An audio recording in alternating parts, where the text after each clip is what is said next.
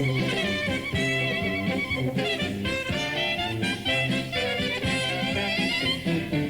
a democracy, a king is a rare thing, but we have the king of the klezmers as our guest. He is Marty Levitt, who with his jolly group has been making happy sounds practically since the world began. We'll be listening to Marty as soon as Matt and I bring you up to the minute on the merits of Fleischmann's margarines. Well, welcome, Marty Levitt. I understand that next week you're doing a very special concert at the Hebrew Educational Society. That is correct. That will be Sunday afternoon, October 25th at 2 o'clock. Now I've got a very serious question to ask you. I'm Jewish, I speak the language, I sing the songs. I don't know what klezmer music is. Could you tell me? Well, I don't think anyone really knows exactly what it is, because it stems back many, many years. And the fact is, the way the word is being used currently is music pertaining to music that is played by from our Jewish heritage. What instruments are used and it's being played? Well, currently we use the clarinet, the trumpet, so forth and so on. The instrumentation would depend upon the people who are performing. You have violinists who play klezmer music. You have pianists. I don't think the instrument means as much as how the music is interpreted and played. You mean with geschmack? Right. It has to be played in a klezmer style. That's the important thing. Klezmer has had its, the music has had its ups and downs, but it seems to be popular again, especially among young people and non-Jews included. So what do you think klezmer music has got that grabs the audience? Well, my personal opinion is the fact that klezmer music is so old, no one remembers it, so they think they've heard something new. So that's why it's so popular again. I heard some of the music just before the show, and all I can tell you is I'm sitting here in the chair and jumping up and down. Love listening to it. Choose a number, Marty. Well, when we play, we try to get everyone to jump up and down, tap with their feet, and the more they tap, the more we know that we're coming across to the audience. If they just sit there, then apparently we're not doing our job. Anyway, I would like to play at next, how about the Galician Unga? I don't think anyone ever remembers that number, but I think the audience in our radio land might enjoy listening to that. You're on. Thanks.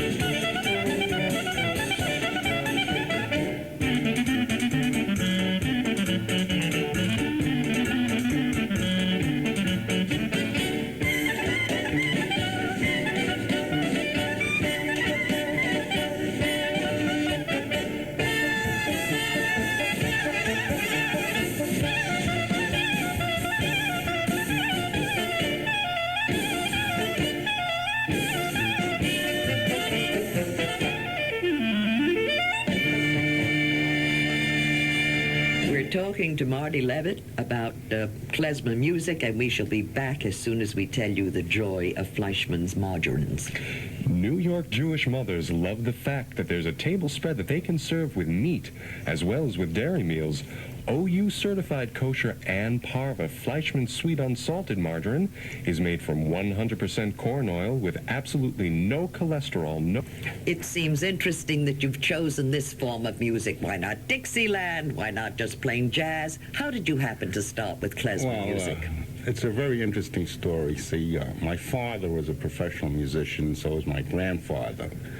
So when I was growing up, my grandmother said, this boy is a very lazy boy, and I'll never get up early in the morning to go to work.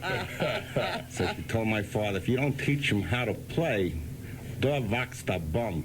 You understand a little Yiddish? Yes, I understand a little Yiddish. A little, right. So anyway, my father had no alternative but to teach me a little bit.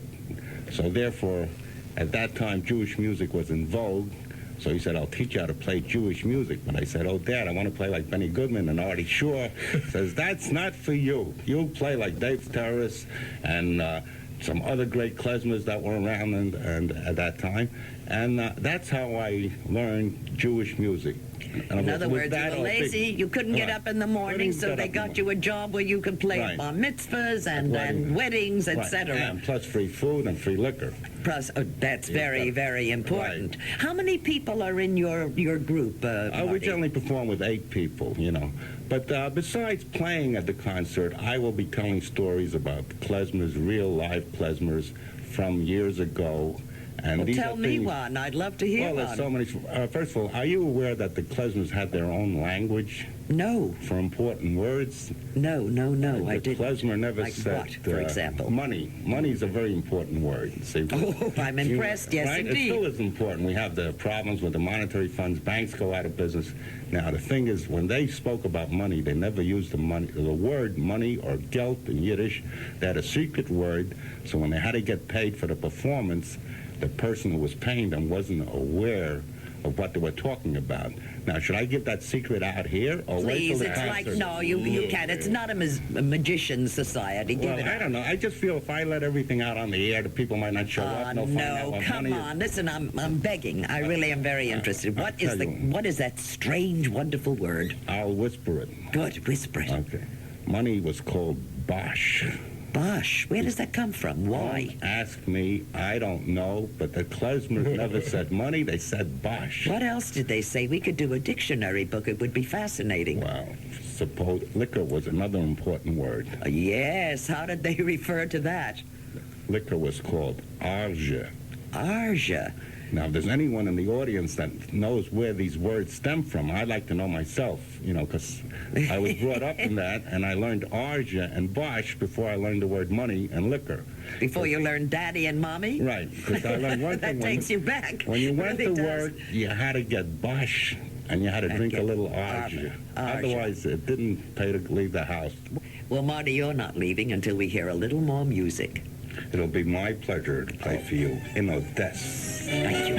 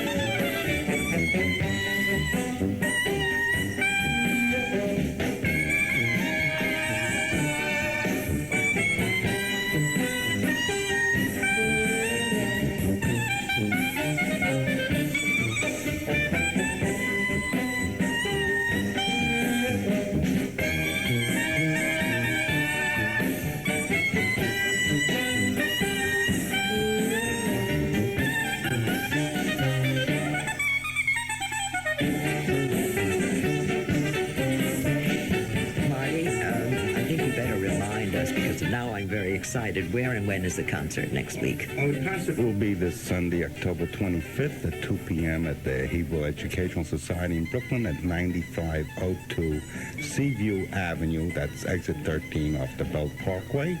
And I'll have lots of interesting stories about klezmers, and I will be playing lots of interesting klezmer music that has never been heard before by any living mortal, I would say. How's that? I have to thank you very much because you really overeducated me with bosh for money. I'm going to ask for things in those terms, and argent for liquor. Well, I want to thank you for having me here. It was indeed my pleasure to be here, and I hope to see you again in the very near future. Thank you again. Thank you, Your Majesty Marty Levitt, King of the Klezmers.